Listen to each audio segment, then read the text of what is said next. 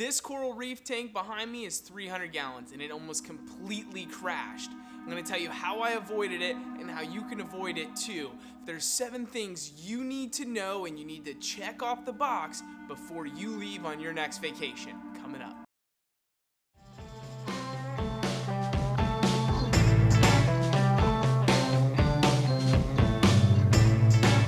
What's up, guys? This is Cody Grates of Real Reefing TV, here to help you save time, money, and frustration in the real reefing hobby through my experiences and knowledge. And if you're new to this channel, consider subscribing. There's new videos coming out all the time, particularly on Mondays, although over the past couple of weeks, we've skipped a couple over the holidays.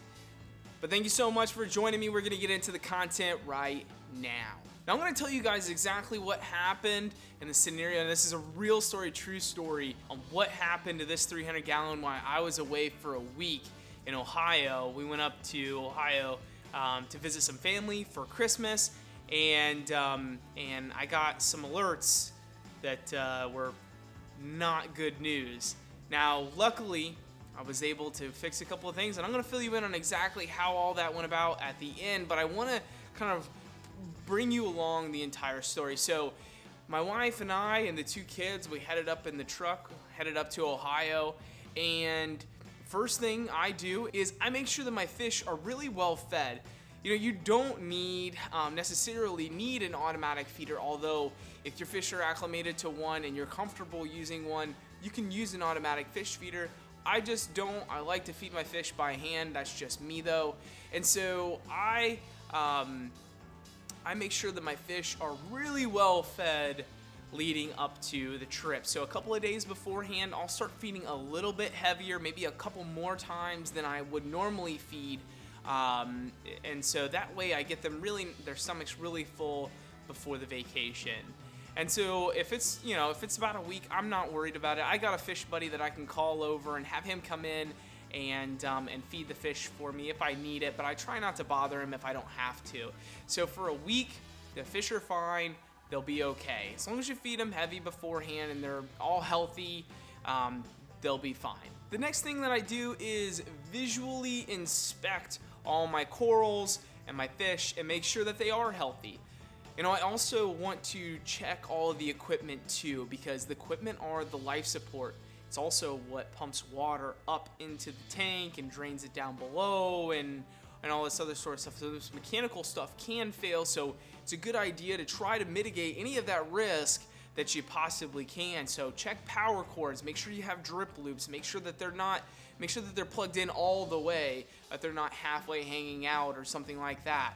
Make sure that your skimmer is working properly. I've had skimmers that have kind of overheated in the tank and things like that too, and they'll really spike your temperature.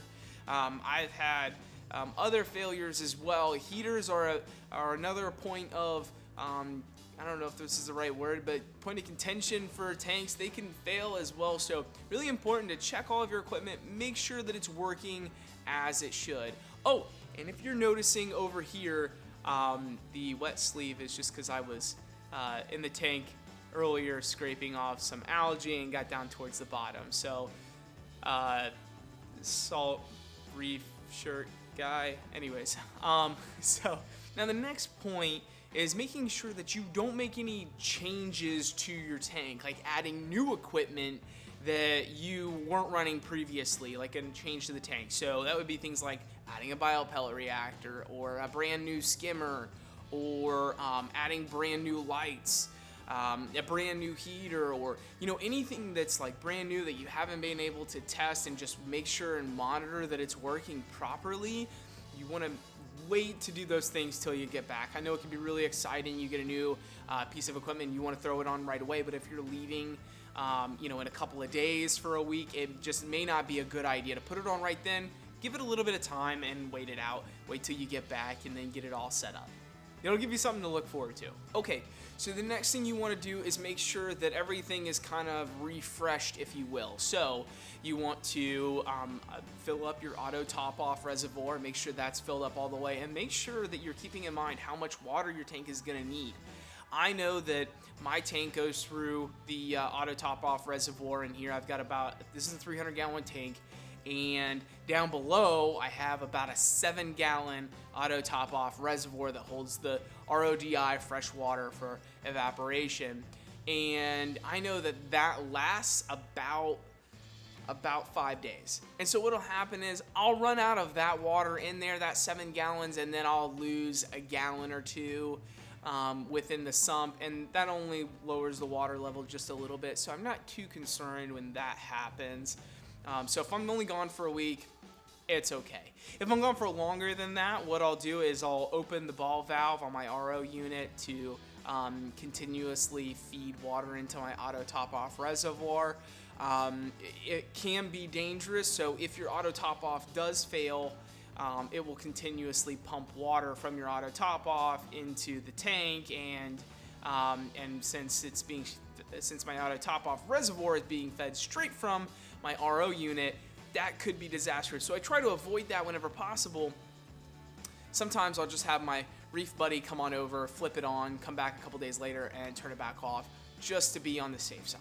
But the last two things before we get to the thing that almost crashed this tank, and I missed it big time. You want to change your filter socks, and you want to clean out your skimmer cup. And that way, if your skimmer cup overfills, and it's going to go down into your sump, it's going to create more bubbles. And I've come home to literally where the sump is full of skim bubbles because all the bubbles have flown over and then got sucked back up into the skimmer and created more. And so it's kind of like the little rascals where they put too much soap into the washing machine and it just bubbles over. That's like kind of how it was down in my stand. So if you can clean out your skimmer cup before you leave, that leaves more room in your skimmer cup for it to be able to collect and not run over. And then clean your filter or change your filter socks so that those are ready to go and they don't overflow as well, giving you a week to be able to get back and change them when you get back. So here's the story. So we were on our way back from Ohio, and I occasionally check my Apex Fusion to see kind of what the tank is doing, what the temperature's at, pH, and everything like that. I also make sure that my auto top off is shutting off, things like that every once in a while. But you can't watch it all the time. So on the way back, we're driving, so it's about a 16-hour drive from where our family is in Ohio to where we live here in the Tampa area in Florida, and we're on our way back. We decided we're just gonna stop in Georgia. That way we can take a break, only drive for 8 hours, stop and drive for another 8 hours. On the way, on the first 8 hours, I get an alert on my phone from the Apex saying, and I'm like, well, I don't know what this is, so let me check it out. And I open it up, and it's the temperature, and my temperature's at like 82. Well, in this tank, my temperature stays around 78, 79. So I know something is up if the temperature is that high. Either my heater failed, which there's some redundancy there. My Apex will shut that off and won't allow it to continue to power beyond a certain temperature, so I know it's not that. Could be my skimmer's failed, or my return pump is kind of failing and it's overheating, or it could be the heat in my house, but I don't know how that could be since when I left it was cold. I don't know. So what I did was I just tried to reduce anything that could put temperature into the tank as possible, and this is why it's critical to have a controller like this where it can monitor for you and alert you when something's going wrong so that you can take action. And so what I did was I turned my skimmers off. I contemplated turning off the lights as well, but I wanted to see what would happen if I turned the skimmers off. And over the next hour or so, I started to see it level off and start to come down on the temperature. And so at that point, I knew I was okay. 82 is kind of the top range. And of course, you don't want any big swings, and that was a fairly large swing, but as long as they came down slowly over time, that was good until I could figure out what was going on when I actually got home. So the next evening when I got home, we walked into the house and it was like a sauna in the house. Apparently, I forgot to turn the thermostat to auto and had it on heat, because when we left, again, it was cold. It was like, high of 50. So it really didn't, make sense to have air conditioning on and things like that. But yeah, so make sure that you turn your air conditioning on auto so that it, stays warm when it's cold outside and cool when it stays hot outside, that you keep a stable temperature in the house, and that'll keep your tank at a stable temperature too. And little bonus for you, if you're heading out of town, no one's gonna be there, shut your water heater off. There's no point in that thing being on. I mean, at this thing, it could have gotten up to, the way it was going, it could have got up to 84, 86. I mean, it really could have gone bad, and if it would have been in the middle of summer here in Tampa, that would have been done. Listen, I hope my mistake saves you from a big one. Thanks a lot for tuning in. Go check out my last video right here. And if you haven't already, hit that subscribe button right here. Show the love, smash like, peace out. Woo! Oh, Lord. Ew. Let me fix that. Hey, much, much better.